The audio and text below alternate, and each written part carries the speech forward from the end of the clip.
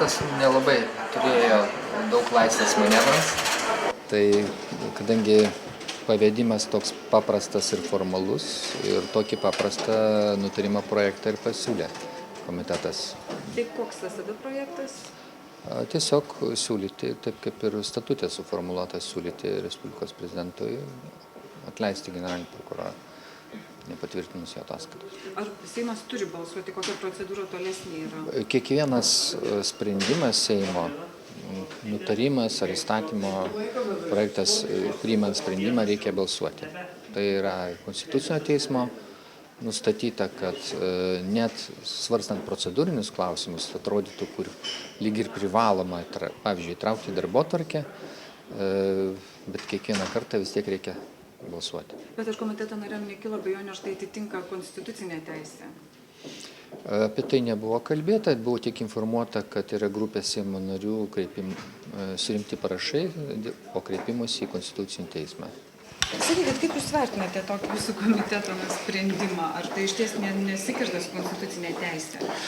Ta komiteto sprendimas, žinoma, jis be didelio pasirinkimo.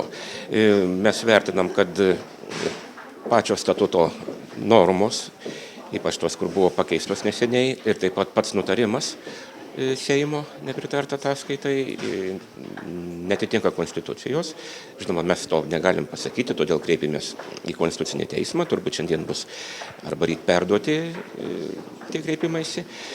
Ir aš beveik nebejoju, kad bent jau dalis mūsų prašymo tikrai bus patenkinta, todėl kad prokuroro, ypač jeigu žiūrint prokuroro statusą, tai yra konstitucinis statusas ir tokie siūlymai, jie ne tik išbalansuoja Konstitucijos normas, bet kartu išbalansuoja ir tam tikrą valdžių sąrangą.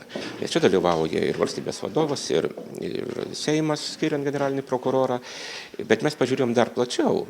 Konstitucijoje yra kalbama apie tai, kad nepasitikėjimą galima reikšti tik tai Seimo skirtų ir rinktų pareigūnų atžvilgių.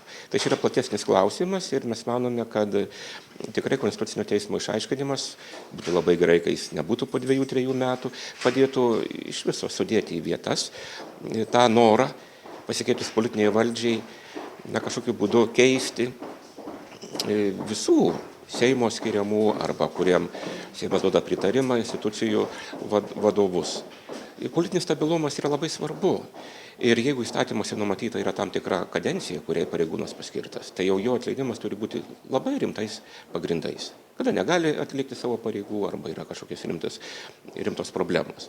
O šitoje situacijoje tikrai aš tokių pagrindų nematau. O kas nedirba, tas neklysta. Jeigu yra klaidos, jas reikia ištirti, tada tinkamai reaguoti, nes šiaip su politiniu balsavimu spręsti tokius klausimus. Aš gerai dėkui. Bet žiūrėkit, aš tik noriu paklausti, o Konstitucinis teismas, jisai ar spėtų iki Seimo, sakykime, sprendimo kažką nuspręsti iš to?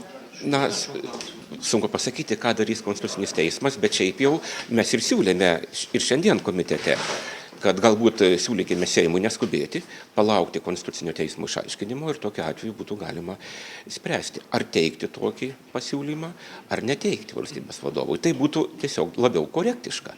Jeigu Konstitucinis teismas pasakytų, kad galima tokia procedūra, tai vienas dalykas.